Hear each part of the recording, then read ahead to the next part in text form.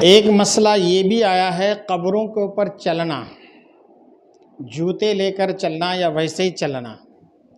تو دیکھیے اگر قبرستان اس طرح سے ہے کہ وہاں کانٹے وغیرہ نہیں ہیں یا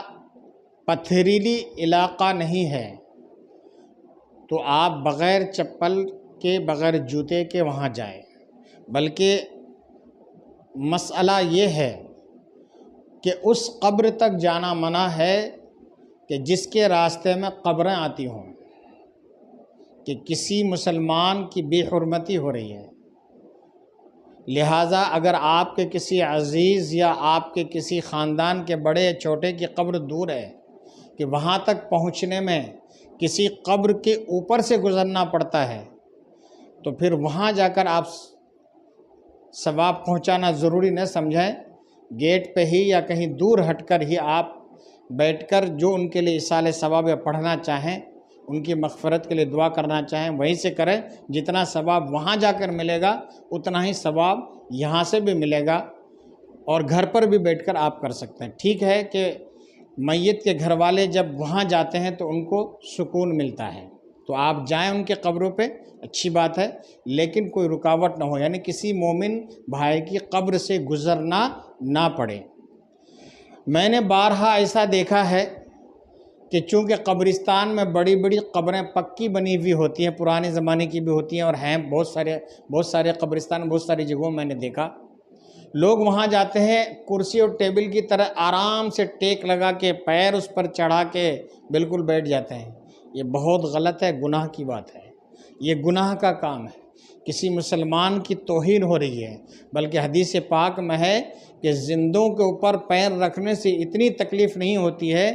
جتنی تکلیف کسی قبر کے اوپر رکھنے سے میت کو ہوتی ہے۔ تو اس لیے آپ ان چیزوں سے بچیں، یہ لا علمی کی بات ہے، ناواقفیت کی بات ہے۔ مسلمانوں کو چونکہ دین سے اتنی قربت نہیں ہے، بس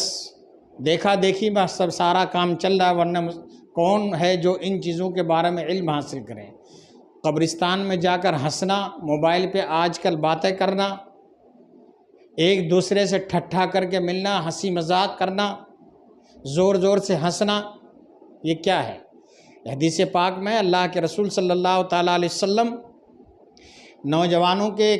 ایک جماعت سے گروہ سے گزرے، ہنستے ہوئے دیکھا تو آپ نے فرمایا، نوجوانوں موت کو کثرت سے یاد کرو گا، اگر تم موت کو کثرت سے یاد کرتے تو میں اس طرح سے ہنسی نہیں آتی۔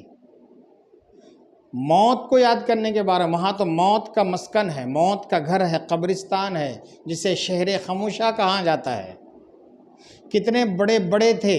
کتنی بڑی بڑی دولت کے مالک تھے، کتنے بڑی بڑی کوٹھیوں کے مالک تھے، کتنے بڑے بڑے بنگلوں کے مالک تھے، جو آج وہاں بے بس پڑے ہیں۔ کوئی ان کو آج سلام کرنے والا نہیں۔ جہاں تو سلام ٹھوکا جاتا تھا، ان کی عزت کی جاتی تھی، ان کی آؤ بھگت کی جاتی تھی، آج بے بس، مجبور، لاچار پڑے ہیں۔ یہ دیکھ کر آپ کو عبرت حاصل ہونی چاہیے، یہ دیکھ کر آپ کی آنے والی ہنسی بھی رک جانی چاہیے، آنکھوں سے آنسو آ جانا چاہیے، دل دھڑکنا چاہیے کہ آج اس عزیز کو اپنے سر پر اٹھا کر لائے ہیں، کاندھے پر اٹھا کر لائے ہیں، کل کہیں یا ایک گھنٹے کے بعد کہیں کوئی ہمارا جنازہ اٹھا کر نہ لائے۔ تو قبرستان تو عبرت کی جگہ ہے، قبریں تو عبرت کی چیزیں ہیں، ان چیزوں کو دیکھ کر عبرت حاصل کرنی چاہیے۔ اپنی موت، ویسے تو موت کو ہر وقت یاد رکھنی چاہیے، لیکن قبروں کو دیکھنے کے بعد، پھٹی دبی ہوئی کچلی ہوئی قبروں کو دیکھنے کے بعد اور ہمیں عبرت حاصل کرنی چاہیے کہ یہ لوگ بڑے بڑے عالی شان محلوں میں رہنے والے آج ایسی جگہ پر لیٹے ہوئے کہ ان کے قبروں کے نشان بھی مٹ چکے ہیں۔